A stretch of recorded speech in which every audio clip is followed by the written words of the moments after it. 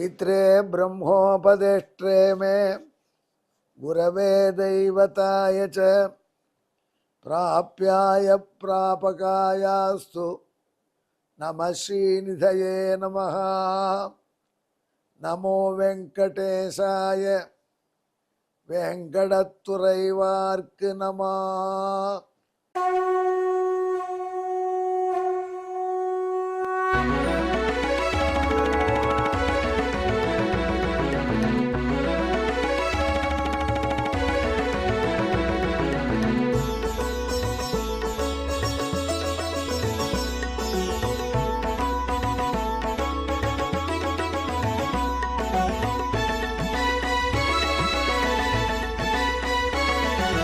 सहस्रनामं सहस्रनामं श्रीवेङ्कटेश सहस्रनामं सहस्रनामं सहस्रनामं श्रीवेङ्कटेश सहस्रनामम्।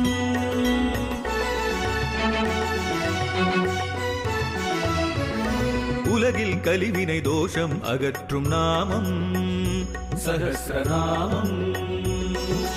உயர்வுகளை வாழ்வில் அளிக்கும் நாமம் சஹஸ்ரநாமம்.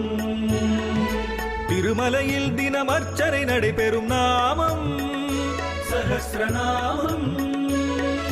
திருவேங்கடனின் தரிசனம் காட்டும் நாமம் சஹஸ்ரநாமம்.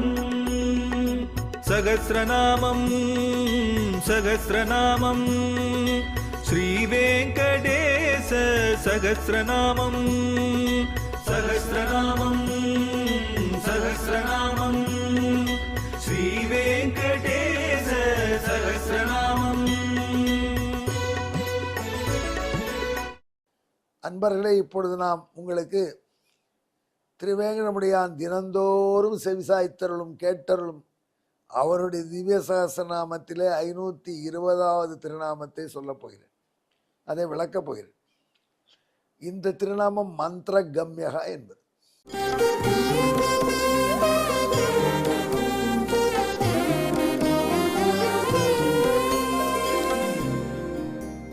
எப்படி அவன் மந்திரமாகவும் இருக்கானோ மந்திரியாகவும் இருக்கானோ அதே போல் அவன் மந்திரத்தால் தான் அவனை அடைய முடியும்.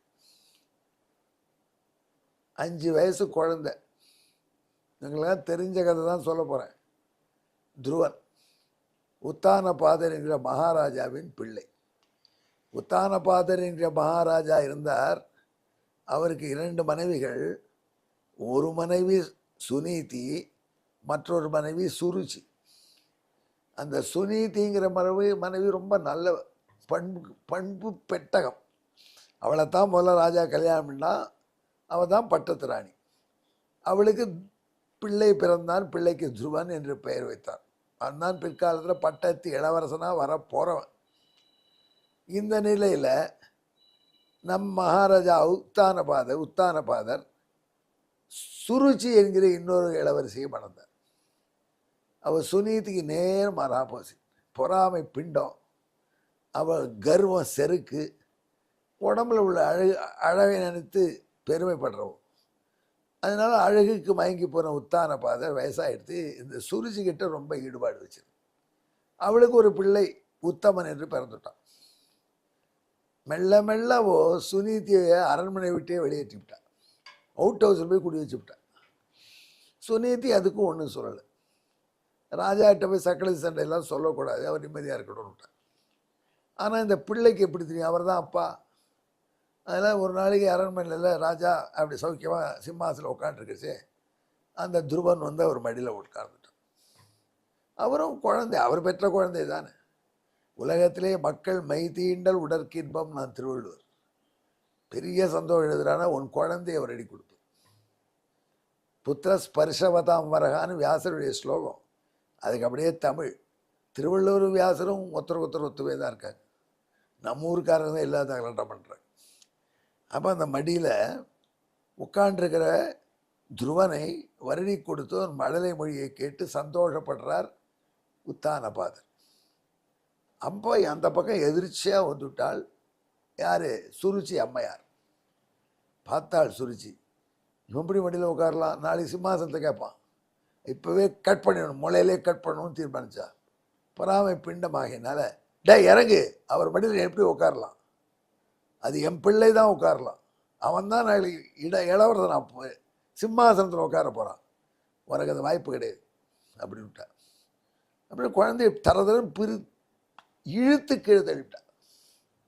அப்பாவை பார்த்துட்டு குழந்தை உட்கார்ட்ட மேடி அப்படின்னு சொல்ல அவர் நம்மளை மாதிரி தான் சொல்லணும்னு நினச்சார், சொல்ல தைரியம் வரல.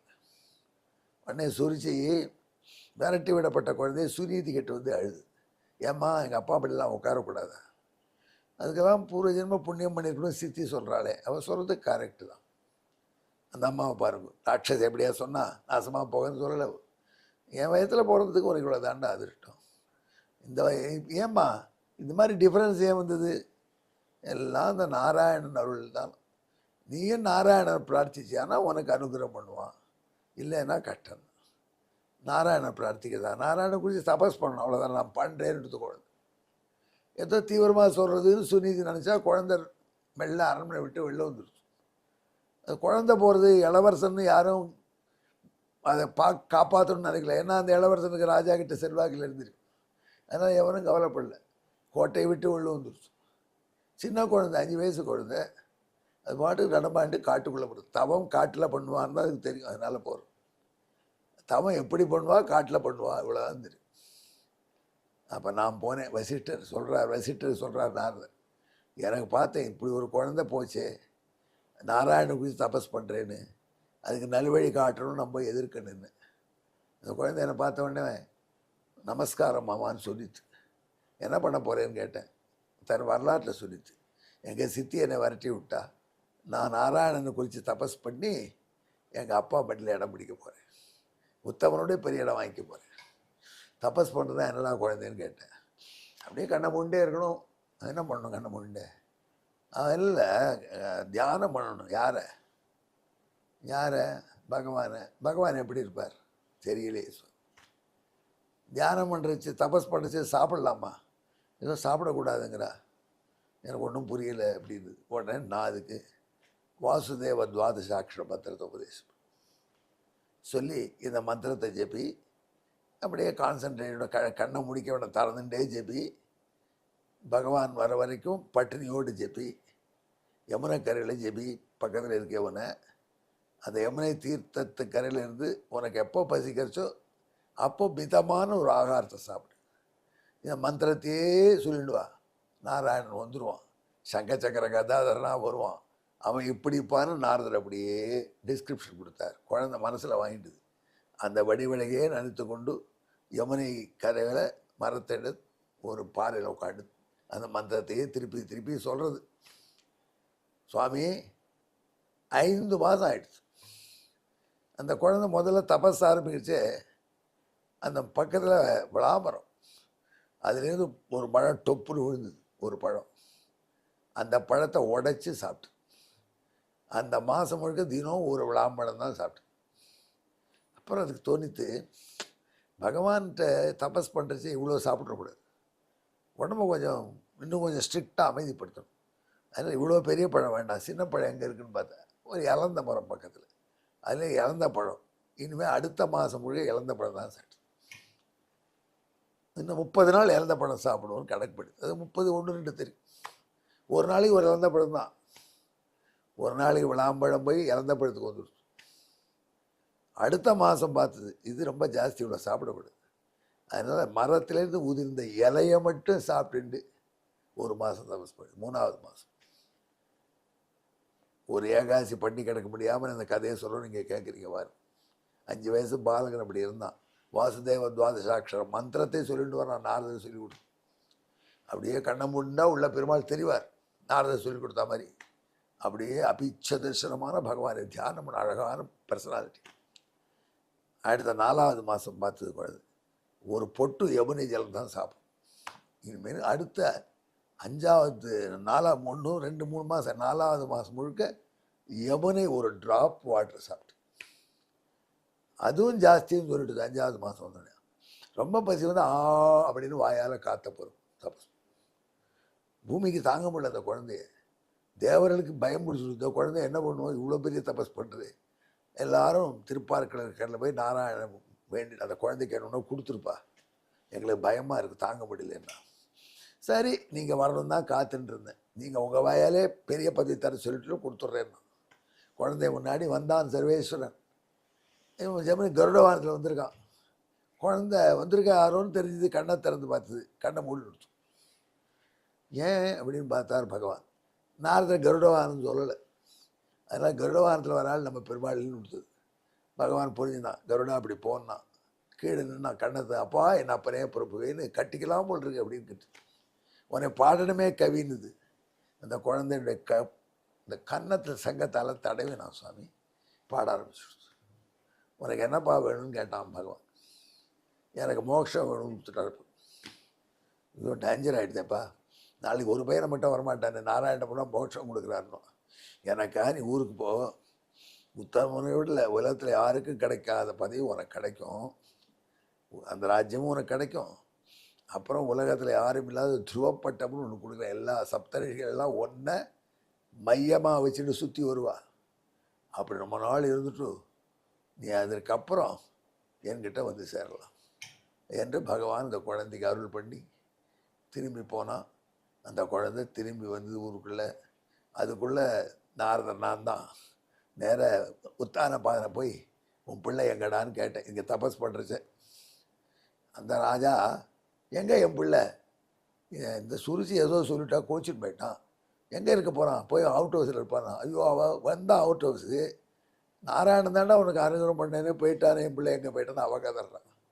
எல்லாரும் கதறின்னு இருந்தா. நம்ம உத்தான பாதங்கிட்ட தான் நான் சொன்னேன். நாரதர் சொல்கிறார், இந்த அழுகை அப்போ பண்ணியிருக்கணுமா இல்லையா, சுருச்சி சொன்ன பொழுது பேசாமல் சொன்னியா, அப்போ கேரளா சாதிரி பழுது என்ன லாபம். ஆனால் கவலைப்படாத, உன் பிள்ளை பெரிய வெற்றியோடு திரும்பி வரும். அந்த செய்தியை சொல்லிட்டு போனேன். அதே மாதிரி வரான் குழந்தை துருபன் அப்படின்னா 5 மாதம் தான் ஆயிருக்கு. இப்போ ஜனங்களுக்கு என்ன தோணித்தோ, இளவரசர் வரார், அசல் இளவரசர்யா, அவர் தான் மூத்த இளவரசர்னு நேர கோட்டையில் வாசலில் ஜனங்கள் அவரை வரவேற்றா. உத்தான பாதிலே போய் அழைச்சிட்டு வந்தான். சுருச்சிக்கு போய் முதல்ல நமஸ்காரம் பண்ணான். அம்மாவை பண்ணப்படாதான்னு கேட்டார். சித்தி தான் எனக்கு காரணம், அவள் தூண்டலைன்னா இதை பண்ணியிருப்பேனா அப்படின்னு சூரிச்சிக்கு நல்ல பேரை கொடுத்தான். அந்த மந்திரத்தினால பகவானை அடைய முடியும்னு காண்பிச்சான் துருவன். இப்படி மந்திரத்தால் அடையக்கூடிய தன்மை இருப்பதனால எம்பெருமானுக்கு மந்திரகம்யன் என்று என்று நாரதர் வசிட்டருக்கு சொன்னார். அதனால் நல்ல மந்திரத்தை முறையோடு ஜபித்தால் பகவான் நமக்கு அருள் புரிவான்.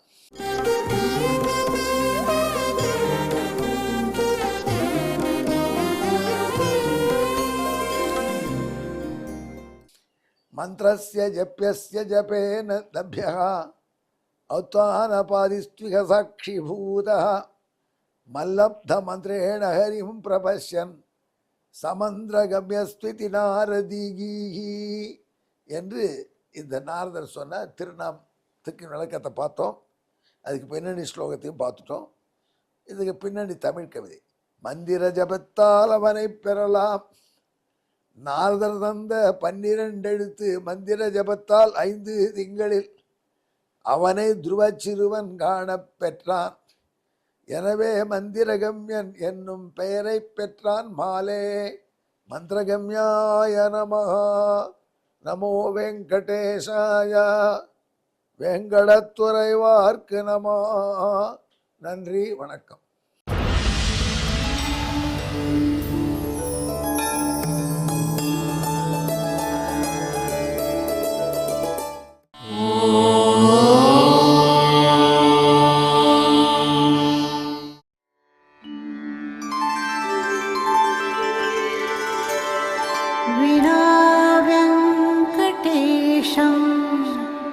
ननाथो ननाथः सदा वेङ्कटेशं स्मरामि स्मरामि.